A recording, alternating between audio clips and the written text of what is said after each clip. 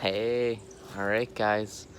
Uh, Stock Lecture Tuesday 6 today, but looks like this will be the last one. Nothing else to go through, so there's not gonna be anything tomorrow. No Wednesday 6.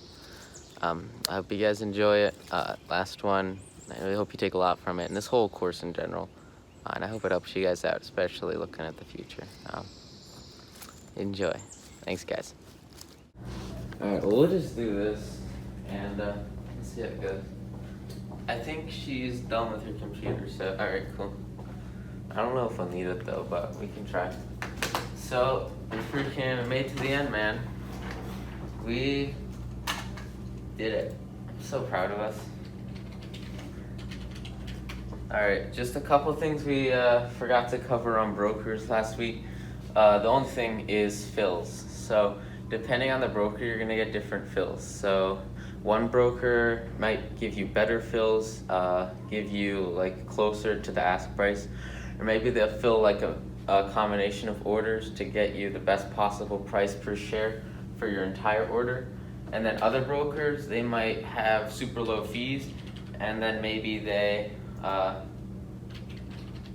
can subsidize their whatever. They'll subsidize their low fees with bad fills, so you might get like a worse fill, and they might say you get filled at a higher price, and then take whatever the difference is between what your fill price is and what the actual price that you bought it for was.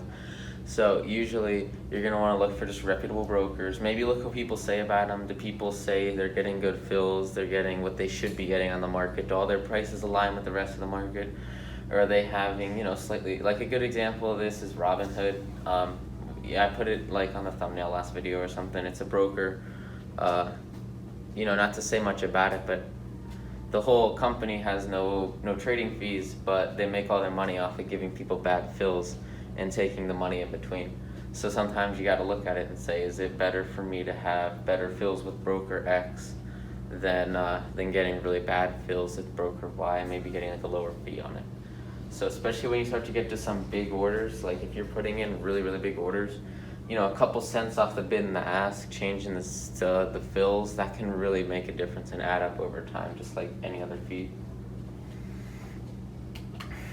But I mean, hey, that's about that.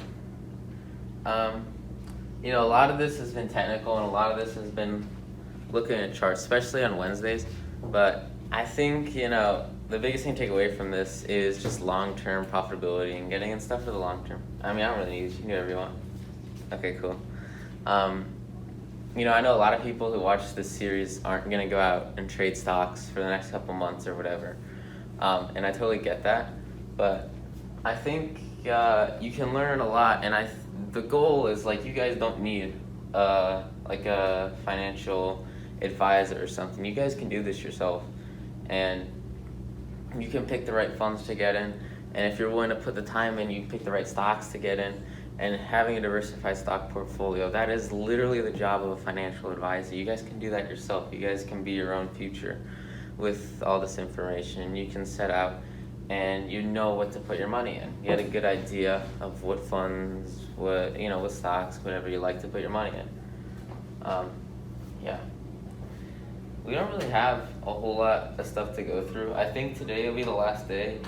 There's not going to be a sixth Wednesday. I don't think we really need one. I don't know if there's anything we can really pull up. What do you think, Jake?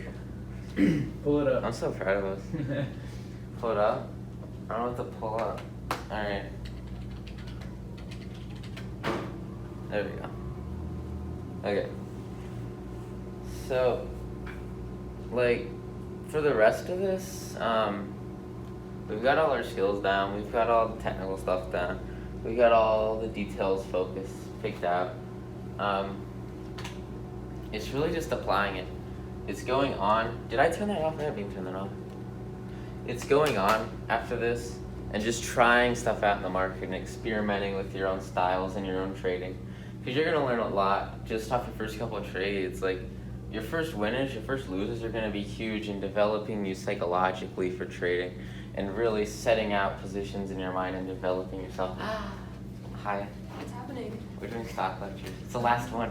Oh. It's so exciting. Oh, I bet. Okay, so, like, just go out and open up a brokerage account, and, like, no matter what size the position is, just putting in your first positions and starting up your portfolio is going to be the biggest way to really start to understand and appreciate this industry and start to really get into it. Is that not on? It was on. I guess it's not on. Okay, there, now it's on. I can go. Just go out and, like, I don't know, what kind of shoes do you have on? Under Armour? Just go wherever, right? And just anything you see around you every day. Contigo, that's Nuo brands. I mean, we've got chemistry books. These probably have brands. Snapchat, yeah. I mean, loser. I mean, just you can pick anything that you use in the real world that you like, that you are passionate about, and that you if you like the company, look at pull up their stock. Just go through systematically, add stuff to watch list, and maybe for long term stuff, just watch it for a couple months, see how stuff moves, and see which one of your picks do the best, and add off of that. What's that? What do you think the price tells you about a company? Because I know a lot of people think. Right. So, price isn't as big as market cap, because a lot of the times you'll have companies and they'll have maybe really big prices but really low market caps, or really low prices but really high market caps, and that just depends on how many stocks there are. So, if there's like 100 stocks and they're all $1, that company's worth a lot less than a company that's got like 1,000 stocks but they're all worth like a penny. The price also with splits, I mean, we talked about that earlier. A lot of the time, price is really just doesn't matter to me. It's more about the size of the company, the market cap overall. Like if I'm putting in a position, I'll get like a number in my head for how much I want to put in the position and just divide by the price of the company and buy that many shares. I mean, that's a really good way to do it, and then that diversifies you because you aren't buying 10 shares of a company. If you buy 10 shares of 100 companies, those are all going to be very different percentages of your portfolio. But if you buy, X amount of dollars worth of each company, then it's going to be a lot more diversified. So just don't really look at price as much, especially with looking at how big a company is. That really is just market cap. Yeah. And volume, I guess, for how active they are. Yeah, I mean, people use Snapchat, you like Snapchat, look at the charts, look at it. We've looked at how to look at stuff before. Make your watch list, like just go out there, like, oh my god, if you guys aren't signed up for Yahoo Finance yet, definitely do that. Get the app, it'll give you like little notifications, it'll show you the gainers and the losers at the end of the day and stuff. Great way to start off. And then, we've talked a lot about brokerages in the past couple of days. Just go out and depending on where you live and like the regulations wherever you are, just go out and pick a brokerage and open up an account with them.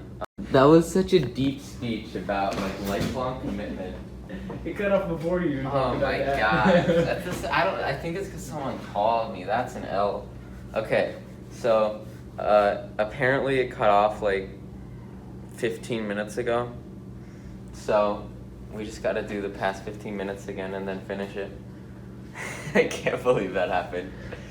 Okay, so we were talking about getting into stocks, buying the stuff you like, just looking at what's around you to get into stuff, and getting into things because you're passionate about the brand, you're passionate about the product, and you like what they do. Oh my god, I feel like I'm saying all the same stuff. Okay. So we looked at AT&T because they have a 6% dividend, and AT&T has a 6% dividend. It's kind of crazy, but we were looking at dividends, and dividends can be the backbone in investments, and they can be a terrific way to underline your investment with actual money that's coming and flowing in and out, and you can keep money flowing into your investments, especially in market downtrends and crashes with dividends, because that's constant income coming and supporting your portfolio no matter what. They're really great for setting your bottom line so you have income coming no matter what. And on top of the gains, right? So AT&T has been a very volatile stock. at least recently, they've had a very large downtrend. So you've always got to be careful with companies that have huge dividends, because I don't know if their dividend was always 6%. It looks like it's been changing a lot depending on the market. But the important thing to notice is not, ATT is one stock, right? But if we look at the overall, or someone's overall portfolio when they start, saving up for their retirement, and we look at their entries, like their entries are always going to change. But once you get to the end, like people are trying to buy AT&T now, and the stock has gone down a lot, but everyone's worried about this short-term stuff. But once you're really starting to retire and sell up your positions, you can really just look kind of at the macro and say, you know what, I've had these great gains. I'm not going to worry too much about 50-cent movement up or down one day or another. I'm just going to, get out and appreciate what I've got and be happy with it.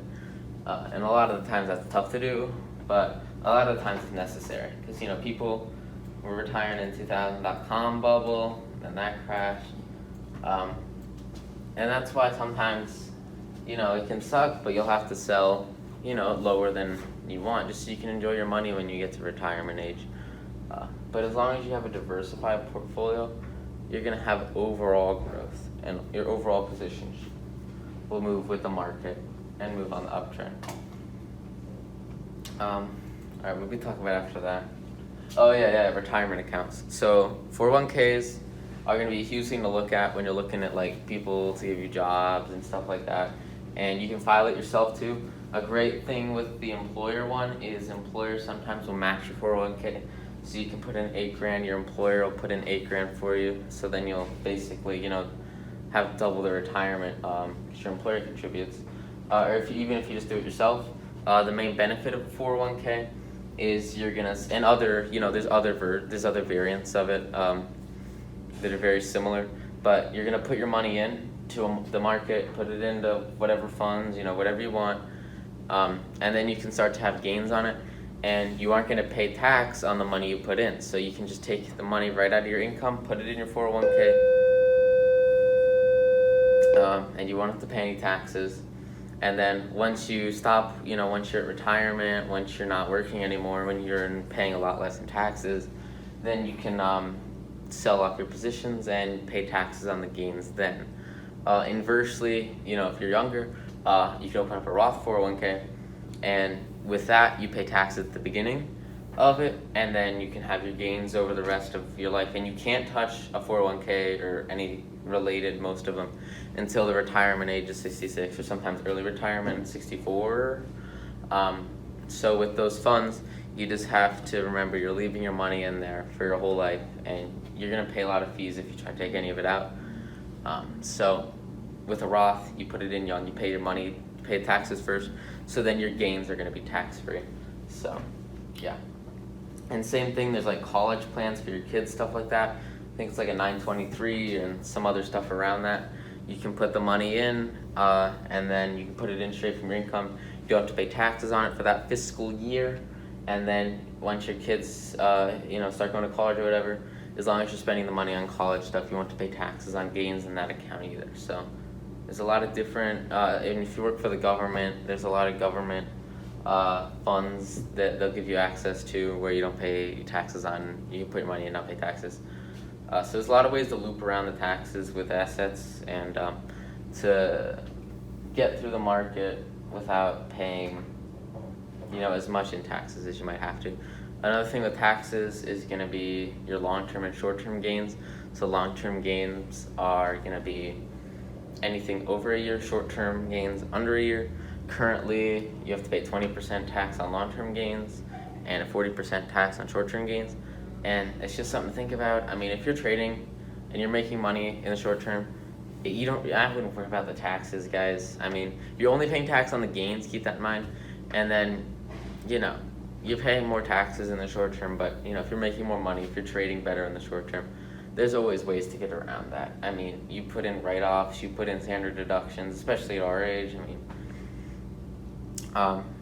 you make donations, you might have to pay more taxes at the end even after all that stuff, which is totally fine, because it's cool to pay more taxes and make more money. Like, that's fine.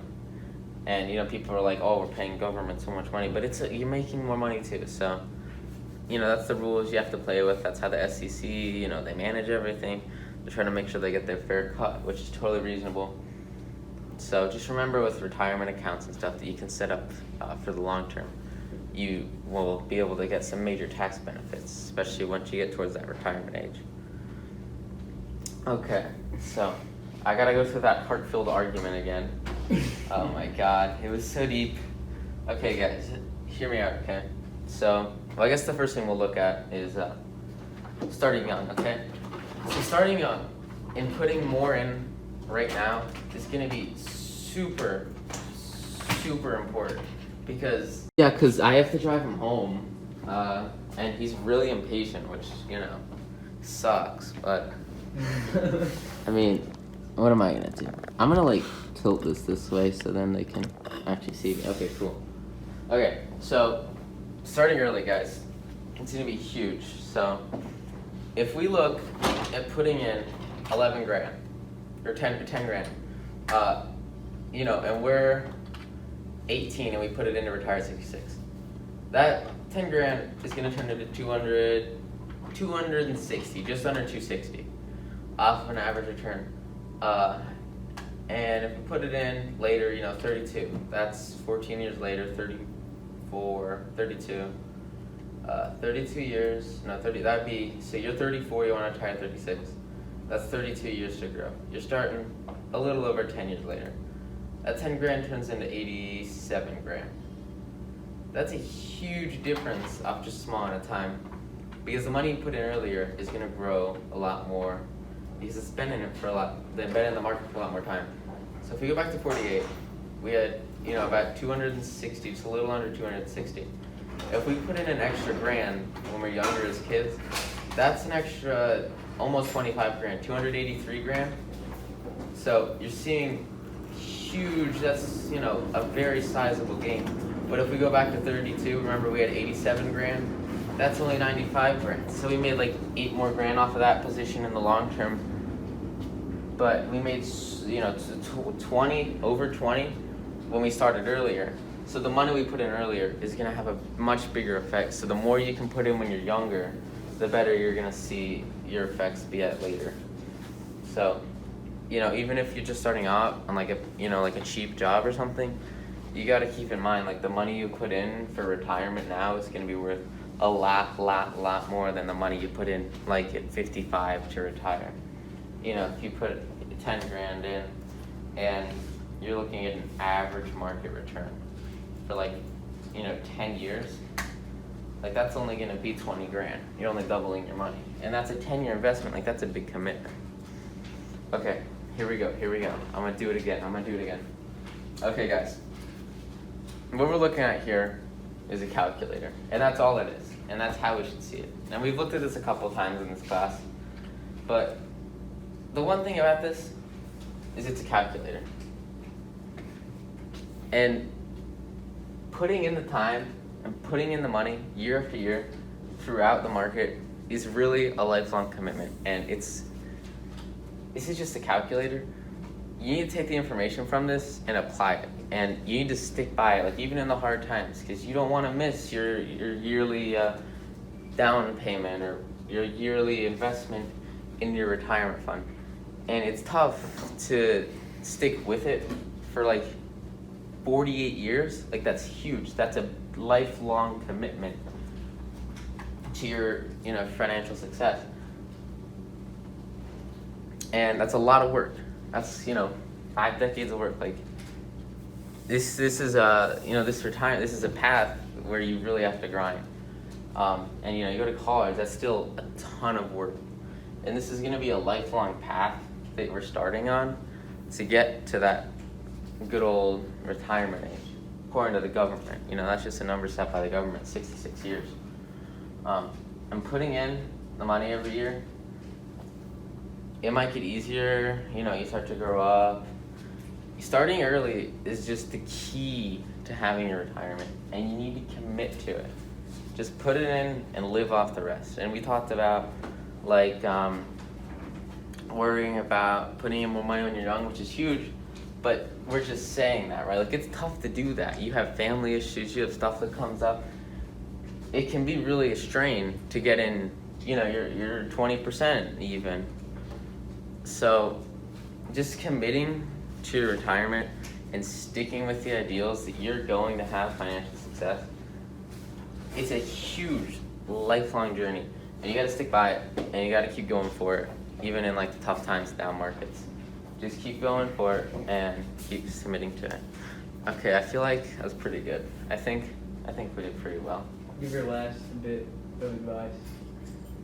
What? Thank the audience for watching. Oh yeah. Courses. I mean, we're done, dude. I can't believe it. We don't have anything else to go through, right? Like, we're pretty much totally done. Yeah, just go out here and try it. Like, thanks guys for watching. I hope, this helps. It's been a tough course, but I think it'll be rewarding. And I hope it rewards you guys. I mean, just go out here and apply the stuff you learn and keep going for it. Just start. I'm pretty sure we got the part where we said start, but sign up for a brokerage, just get going on it. Just try it. And figure out how comfortable with it, how comfortable you are with it, because you don't need a financial advisor. Like, you've got this stuff down, and even if you're not committed to like looking at stocks or individual stocks a lot, I mean, the funds to put them in. You can look at funds, and you can just put them in there. And if you are going to go to that next level and commit to looking at stocks and beating the market, you're going to see a lot more returns in the long run. It might be a lot harder, and it might not make sense, especially when we're younger and we're not seeing, 10% of 10 grand. But when we start to grow up and the skills we've built with managing any of this stuff, if you can make 10% a year now, it might not seem as significant, but down the line, like, those skills are going to be radically more important. You make 10% of $1 million. Once you get to that point, the skills you build up now when you're younger are going to have a huge, profound effect. It might not look, people are like, oh, you made $50 off of a $200 position, right? And right now that might not look like much, but it's the compounding that's going to come off that, and it's the skills that you're going to build off of starting now and learning and getting good now that's really just going to set you up in the long run. When you start making 10 grand a year, you can make 25% gain. That's a huge skill, and that's really sought after. I mean, financial advisors, like, some of them struggle to beat the market. It's, it sucks. So, setting out there and doing it on your own and getting stuff done is going to be the biggest thing. And just go out there, take all the stuff from this. This is, you've got all the information, and now it's just got to go out and apply it and just freaking do it.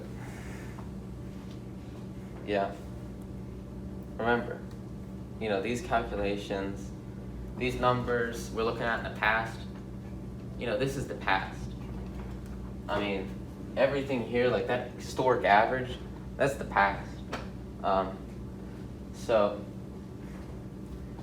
I think the biggest thing to take away is to go out there and do stuff for the future and set yourself up for the future and live in the present too. Never forget the present, because all this depends on the present, and you always want to be there, and you want to be committing to your if you want to do like monthly deposits, monthly investments. If you want to commit to maybe, once a week, you look at some stocks or something, I don't know, on a Saturday morning, right? It really depends on your comfort with it. If you freaking love this, then like go out every day by all means. But just try it, guys. Thanks for listening. It's been a good journey. I'm glad I did this. I think this has been a good little lesson thing. Huh?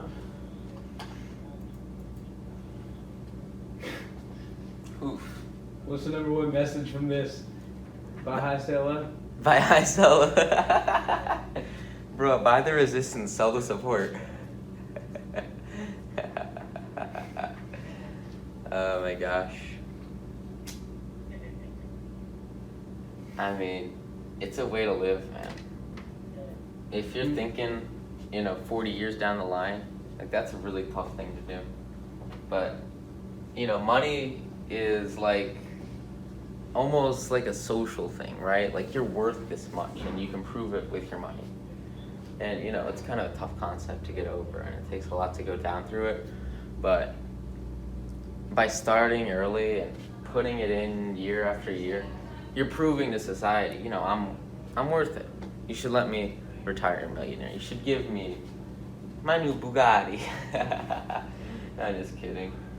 And it's tough too because you kind of have to avoid that flashy stuff, so you can put in your retirement money, so you can get it going. And it's always cool, if you want to have short-term funds set up for like on top of your retirement, for like like a house or something big you want to buy, or maybe a new car. I wouldn't say a house, like getting a mortgage. That's pretty normal if you want to settle down.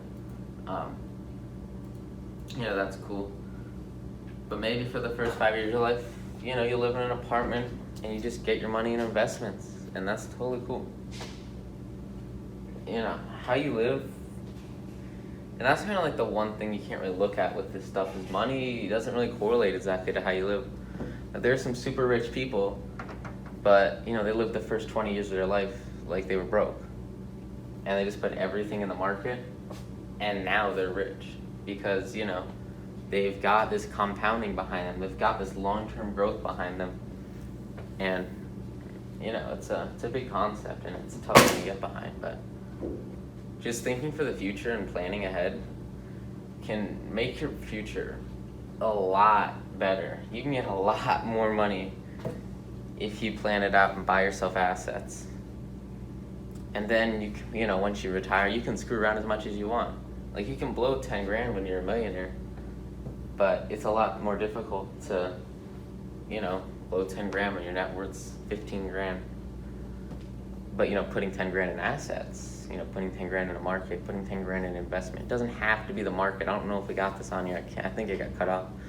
But like 7%, that 7% return we're talking about, that's the stock market. That's the average stock market.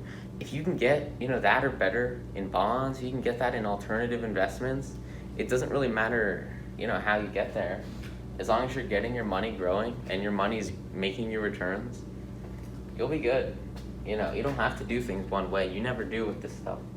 This is all about how you want to do it, and if you have a way that's better, like that's great, like that works, you'll be there. You're good. I mean, the real thing with it is having your money make you money, having your money work for you, and leveraging, because leverage is huge. And it's not necessarily other people's money, because you're not leveraging other people, but leveraging yourself, leveraging the money that you have to make you more money is just the biggest factor behind financial success. And it's never going to be easy. It will not. I mean, it's not easy. You gotta work. You gotta commit. But if you can get it set and you can get your path going in the right direction, and you commit to it, like you're gonna be good. You're gonna be really good. Thank you guys for listening to this stuff. Shout out to everyone who actually watched the whole series. I think you guys are gonna be insanely great, successful people, hopefully. So, yeah. Thanks for coming, man. It's a big journey ahead of us. It's a big world out there. I mean, just go out there and enjoy it and commit. I mean, just do your best. Keep trying. Keep going for it.